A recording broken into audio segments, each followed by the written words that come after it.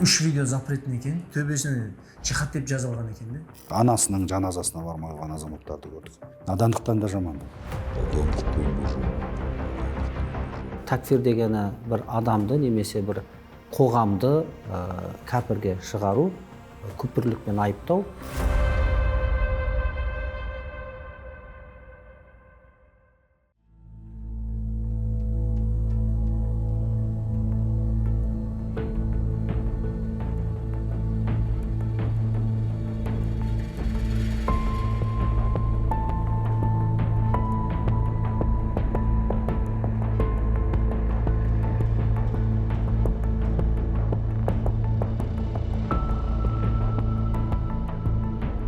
Үйде бір өзім қалғанда Instagram, TikTok скачать етіп, сол видеолар көріп, сәл ойым бөлінсін деп скачать еткен. 3 видео запретный екен, біреуінде арабша жазылған екен, төбеде мен оны көрген жоқпын. Мен бағана видеолар көргенде айфондан да видеолар кесіп скачать етесің де, сондай мен кесіп скачать еткен кезде төбесіне жихад деп жазылған екен де. Мен оны көрмегенмін оны. Мен көрсем оны оқи алмаймын мен оны. Исраил Усейнов, Шымкент қаласының тумасы, діни білімі жоқ. Әлеуметтік желі арқылы терроризмді насихаттап, сот үкімімен 7 жылға сотталды. Осы білімсіздікмен келіп отырмын, какой-то видеоны скачать етіп, білмей. Біреу сол соғыс болып жатыр, ояқ шақырып жатқан жоқ. Ояқта соғыс так болып жатыр. Білмеймін қай жерде аж. Кім соғысып жатқанын білмеймін. Ояқта ештеңе жоқ. Тек қана автоматтан дауыс естіледі. Сендер қазіргі күнде жұмыс істеп жатсыңдар, ақша тауып жатсыңдар. Müslümandарға неғып жәрдем бермейсіңдер. Сондай нәшт вағыздар еді. Бұл Дагестанец еді, по-моему, что. И иногда давали не совсем дельные советы, которые подходят.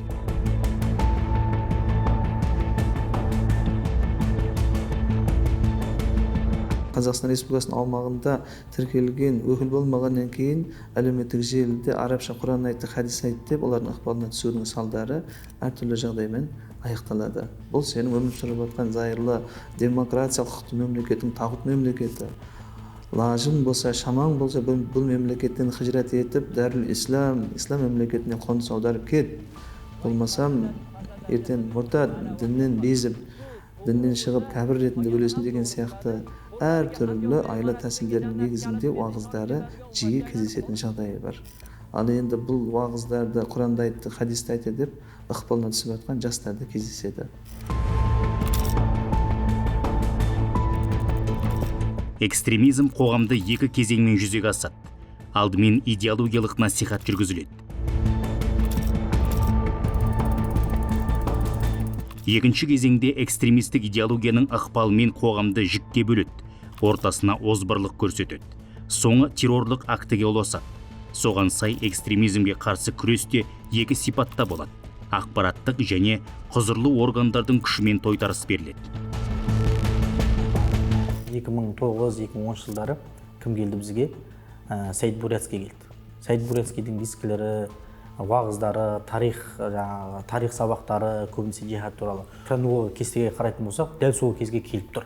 Адамдардың жаппай дінге бет бұруында. Арабша сөйлейтін адамдар бізге бәрі таңсық болды. Солардың бәрі қызық болды. Арабша сөйлейтін адамның барлығы не деп ойладық біз? Сапалы ақпарат береді деп ойлады барлығы. Яғни соның адамдар соңынан еріп кете берді барлығы. Яғни саралау болған жоқ. Мынаусы дұрыс, мынаусы бұрыс деген секілді. Және бұның соңының дұрыс еместігін қазір солардың берген бізге қозғаушы күшінің кесірінен осындай бізде Сирияға кетіп қалғандар болды, Афганистанға кетіп қалғандар болды, Уазиристанға кетіп қалғандар болды. Солардың барлығы осылардың әкелген ақидалардың жемісі, өздерінің тастаған суарған дәндердің келген бізге берген жемісі болды осы.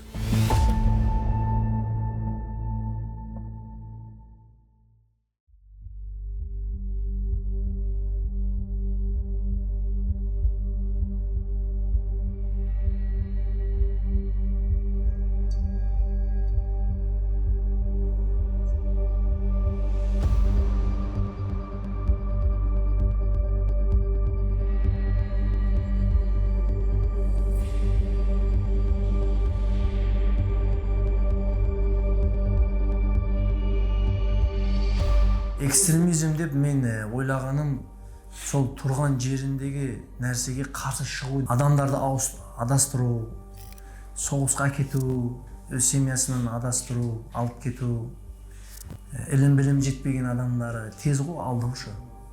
Сондай истеу деп ойлойм. Примерно бір адам ен намаз оқып жатыр да, оны айта береді, жүр аняқа сен мұсылмандарға жәрдем бересің деп алып кетеді.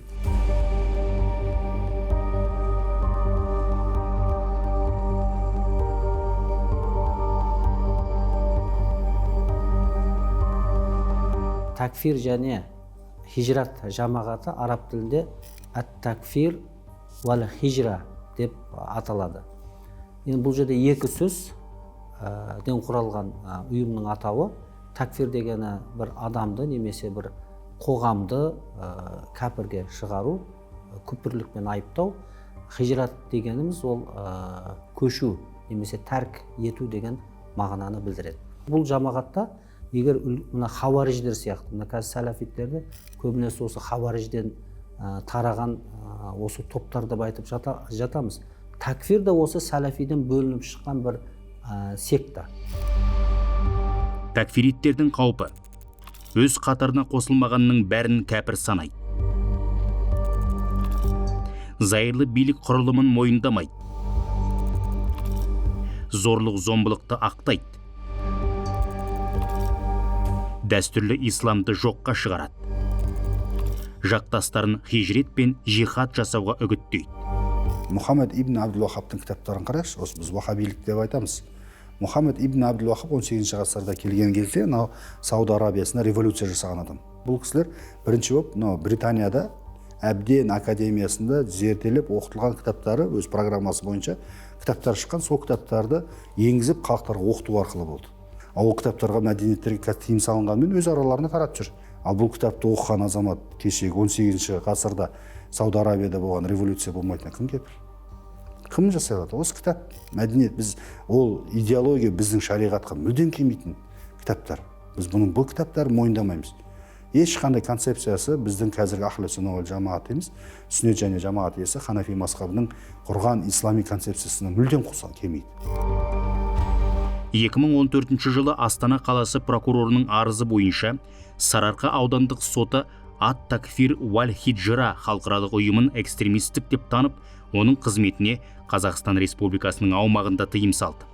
Ескертеміз, бұл ұйым ақш, Еуропалық одақ, Мысыр, Түркия, Ресей Федерациясы, Қырғызстанда қара тізімге енді.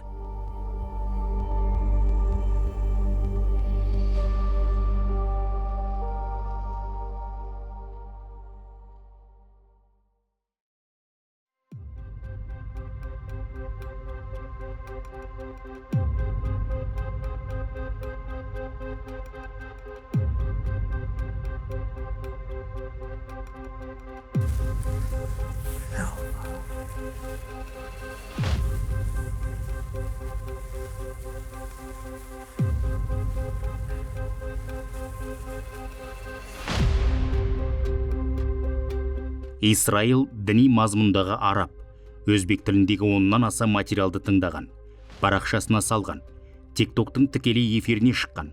Солай дауға тамыздық болған экстремистік мазмұндағы материалдарды көптің көруіне себепкер болған. Дәл сол материалдар кейін қылмыстық іске арқау болды.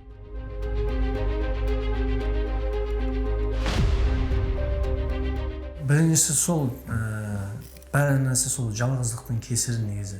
Екіншісі білімсіздік қой, мен ондай білім жоқ, мен интернетті жақсы түсінбедім, чтобы не запрет емес. Я үйде отырғанда звонок келді маған, қай жердесіз деді, үйдемін дедім.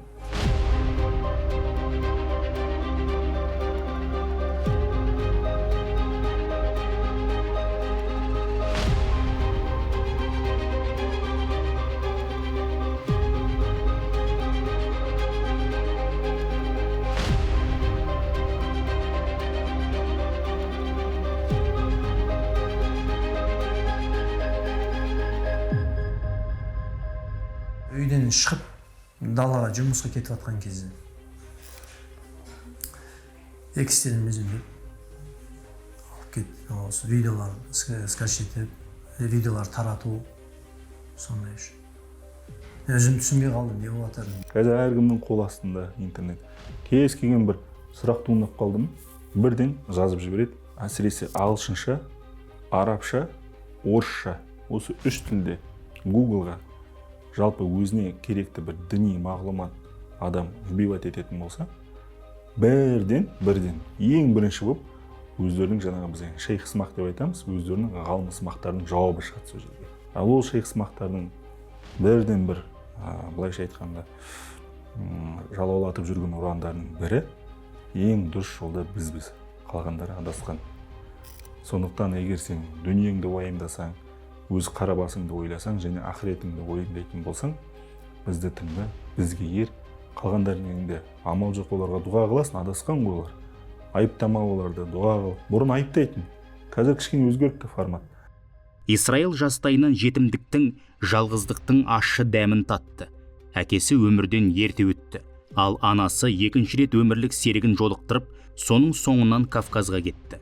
Қорғансыздың күнін кешкен Исраилдың ана мейірімін сезбегеніне биыл 14-ші жыл.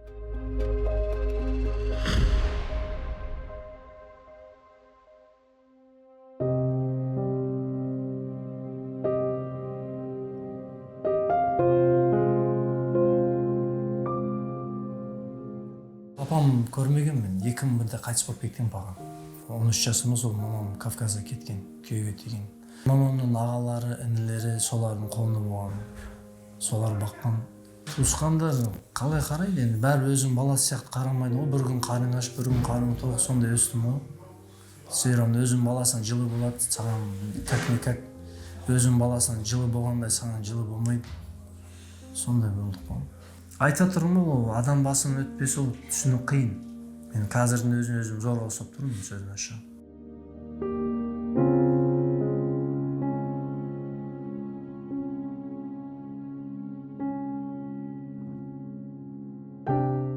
Ол Әзербайжан ұлтының өкілі.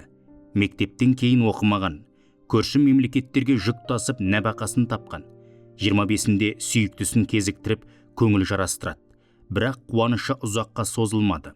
Жоқ жерден шыққан жетімсің деп жекіргендер ерлі зайыптыларды ажырастырып тынған. Осылайша оның жетімдік тағдыры, жалғыздық пен қорғансыздығы, болашаққа сенімсіздігі және жат бауырданып кетуі қоғамның ісі. Қиыншылық туралы айтылатын уағыздар бар еді. Солар тыңдар едім мен көпмен.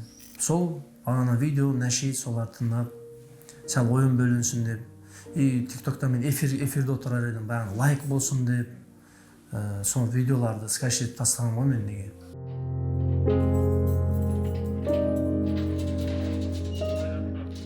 Интернетті пайдалануда білімнен бұрын жауапкершілік жүгін білген абзал. Білгеніңді кейін үйренерсің. Ал жауапкершілікті білмей, жаза бассаң, өзің ғана адасып қоймай, өзгелерге де зияныңды тигізуің әбден мүмкін. Бұл әсіресе ғаламторды жайлаған теріс діни ағым мәселесінде өзекті. Қазақстан Республикасы зайырлы демократиялық құқықты мемлекет. Қазіргі таңда бізде 130-ға жоқ ұлт өкілдері, 18 конфессия тіркелген, яғни Қазақстан Республикасы көпұлтты көпдінді мемлекет. Ал енді Шымкент қаласында да көпұлтты қала. Яғни біздің мына Шымкент қаласына қарайтын Сайрам тұрғын алабында қараста біраз мешіттері бар. Мешіттің имамдары қазақ тілінде тұрақты уағыздарын тұрақты жүргізеді. Басқарма тарапынан арнайы Ханафи мазхабына қатысты, ақида дейді, сенім мәселесіне қатысты бір-екі кітапты өзбек тіліне аударып, сол мешітте үлкен аудиторияларға таратқан жағдайда болды.